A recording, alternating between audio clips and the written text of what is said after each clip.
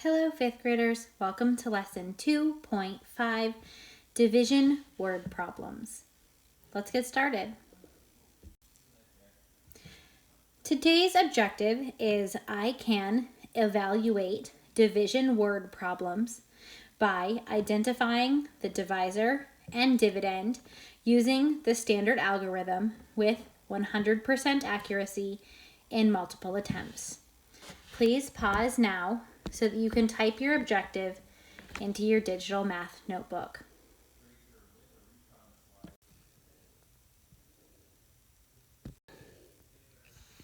All right, fifth graders, we've done a lesson very similar to this in the beginning of Unit 2. But now we are looking at two-digit divisors, and we want to make sure we know which one is the divisor and which one is the dividend.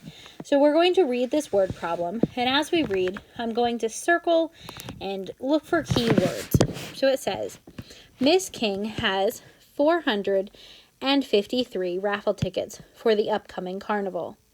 She wants to give them out equally among her 32 students. How many would each student get, and how many tickets would she have left over? This is important, so we want to know how many tickets each student is going to get and how many is going to be left over. So we have two questions that we need to answer. So remember, when we're setting up a division problem, that usually the bigger number, the number that is our total, is the number that goes inside the house. So 483 goes inside and shuts the door, and 32 goes outside. That means that our dividend is 483, and our divisor is 32. Now, in order to get our quotient and our remainder, we'll need to divide. Our first step is we need to know if 32 can go into 4. Remember, we start one digit at a time. 32 cannot go into 4, so we can put an X on top so that we know that we didn't skip it. Then we think about the two numbers together, 48. How many times can 32 go into 48? Well, 32 and 48 are pretty close, so it can only go in one time. So we've done our dividing. Now we did our multiplying. 32 times 1 is 32. Next step is to subtract. 8 minus 2 is 6, and 4 minus 3 is 1. So we're left over with 16. And before we move on, we're going to bring down the 3. Now we have the number 163. So if we count by 30s to see how close we could get, we would count by 30, 60, 90, 120, 150 is times 5, 180 it'd be times 6. So 180 would be too much. So let's multiply 32 times 5 and see how close we get. 32 times 5. 2 times 5 is 10. 3 times 5 is 15 plus 1 is 16. Oh, that's pretty close.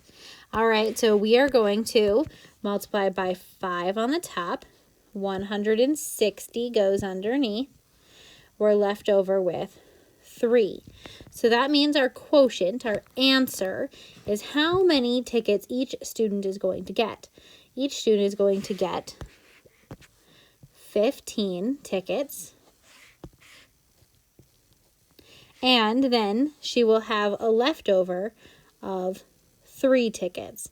Now, tickets aren't something we could split half of, and it's not something we could round up and have more of. So we're just going to have a remainder of 3, and she will have to keep those herself or not pass them out because she can't pass them out equally. Great job. Let's do the next problem together. All right, fifth graders, this word problem is in your digital math notebook. Be sure to identify the parts as we complete the problem together. Woodhill Elementary School's 3rd and 4th grade classes are planning a joint field trip. There is a total of 464 students in these two grades, and only 45 seats per bus. Here's our question. How many buses will be needed to fit all the students? So this is one of those questions where we have to be careful and make sure that we aren't leaving any students behind. All right, so let's identify the parts. The big number, the number that tells us in this case how many total students there are, is 464. That's our dividend. That means it goes inside, 464. Our divisor is 45, which means that 45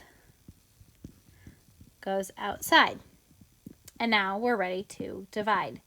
It's important to be able to tell which one goes where so that we aren't dividing backwards. Our first question is, how many times can 45 go into 4? 45 can't go into 4, so we're going to go into the next number next to it, 46. 45 goes into 46 one time. 1 times 45 is 45, and then we subtract, and we're left over with 1. And we bring down the 4. Okay, now we have 14.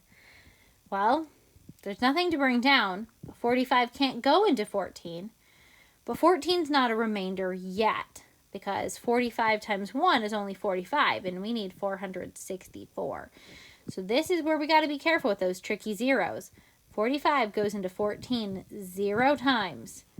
45 times 0 is 0. And now we can call this 14 a remainder. So we could say that there is 10 remainder 14. So our quotient would be 10. Our remainder is 14. But let's think about this as we answer our question. How many buses will be needed to fit all of the students? Well, if I only get 10 buses, that means 14 kids can't go on the trip. But I don't need to add 14. I don't need 24 buses. So remember, we only need to add 1. So I would need 11 buses so that I could fit all of my students. If you need to pause to write any of this information down in your digital math notebook, do so now. All right, here's our lesson activity. Let's get it started together. Bridget likes to take photos with her new camera. She already has 427 photos. She just bought her camera 15 days ago. She took pictures every day. On average, how many photos did she take each day? Okay, so that means that our dividend, our big number that we're going to split up, is 427. Our divisor is 15. And now we're ready to do the math. So 427 goes inside, 15 goes outside, and I'll get you started. Can 15 go into 4? Nope, it sure cannot. So we have to go into 42. Well, I know 15s are like a clock. So if I count 15 and 15, that's 30. And if I add another 15, that's 45. So 3 is too much. So it's only going to go in 2 times, which is 30. Then I subtract to see what's left over. 2 minus 0 is 2. And 4 minus 3 is 1. So I'm left over with 12. And then I bring down the 7. All right. Now it's your job to finish this problem. Remember, you'll need to multiply to figure out how many times 15 goes into 127. Your job is to find the quotient and the remainder so that you know how many pictures she took each day.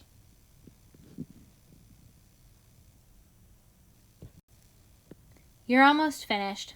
When you feel comfortable with this lesson, complete the exit slip to show your teacher your understanding. Great job, 5th graders!